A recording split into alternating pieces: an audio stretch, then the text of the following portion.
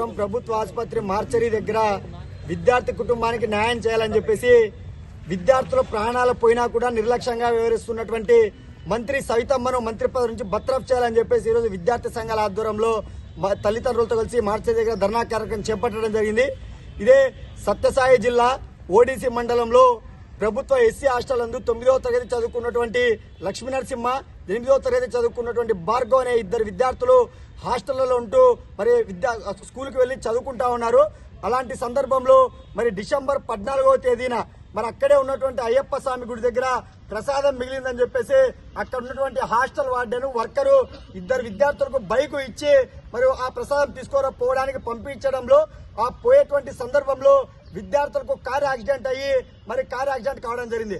అందులో ప్రభుత్వ కదిరి హాస్పిటల్లో ప్రభుత్వ ఆసుపత్రిలో చికిత్స పొందుతూ ఉంటే 9వ తరగతి చదువుకున్నటువంటి లక్ష్మీ నరసింహ అనేటువంటి విద్యార్థి మరి చాలా తీవ్రంగా ఉంది, పరిస్థితి విషమంగా ఉందని చెప్పేసి అనంతపురం సర్వజన ఆసుపత్రికి చేరిస్తే ఒక్క రోజు తర్వాత మరి సూపర్ స్పెషాలిటీ హాస్పిటల్లో మరి చేర్చడం జరిగింది.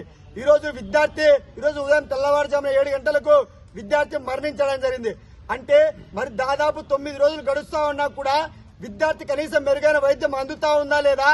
అదే జిల్లాలో తన సొంత నియోజకవర్గమైనటువంటి మరి పెనుగొండకు సంబంధించినటువంటి గోరంట్లకు సంబంధించినటువంటి విద్యార్థి తల్లిదండ్రులకు ప్రభుత్వ ఆసుపత్రిలో 9 రోజుల నుంచి పడిగాపులు కాస్తా ఉన్నారు.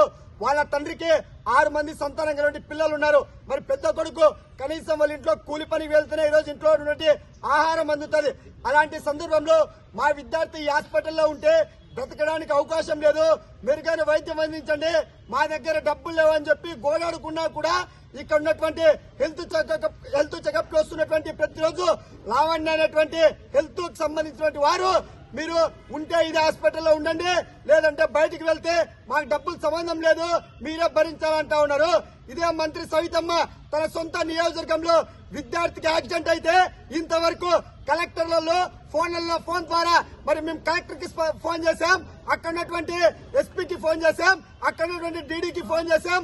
వాళ్ళు వెళ్లారు, హాస్టల్ వార్డెన్ సస్పెండ్ చేశారు, వర్కర్ ని సస్పెండ్ చేశారని చెప్తున్నారు. మాకు కావాల్సిందే హాస్టల్ వార్డెన్ సస్పెండ్ చేయడం కాదు, వర్కర్ ని సస్పెండ్ చేయడం కాదు, విద్యార్థికి న్యాయం కావాలా. మీ ఈ రోజు 9 రోజులు హాస్పిటల్లో చికిత్స పొందుతున్నారు. ఏ రోజు వచ్చి మీరు విద్యార్థిని పరామర్శించారు? విద్యార్థికి మెరుగైన వైద్యం అందుతా ఉందా, లేదంటే వైద్యం సరిగా ఉన్నారా లేదని చూసుకోవాల్సిన బాధ్యత మీది కాదా? అంటే పేద విద్యార్థులతో ఒక చూపు చూస్తారు, డబ్బున్నటువంటి వాళ్ళతో ఒక చూపు చూస్తారా?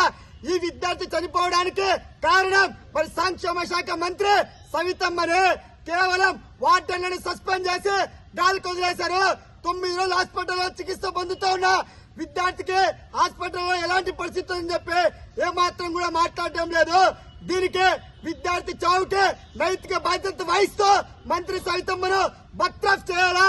పేద విద్యార్థులతో చెలగాటమాడుతున్నటువంటి రాష్ట్ర ప్రభుత్వం ఇప్పటికైనా కూడా తన వైఖరి మార్చుకోవాలా?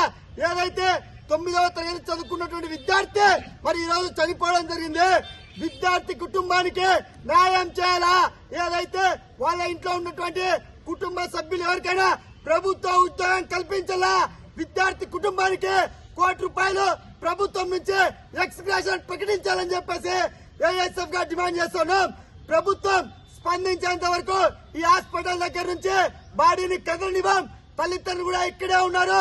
ప్రభుత్వ అధికారులు ఇక్కడికి రావాలా, సంక్షేమ శాఖ మంత్రి ఇక్కడికి రావాలా, వచ్చి సమాధానం చెప్పేంత వరకు ఇక్కడి నుంచి కదల లేదని చెప్పేసి ఏఎస్ఎఫ్ గా హెచ్చరిస్తా ఉన్నాం.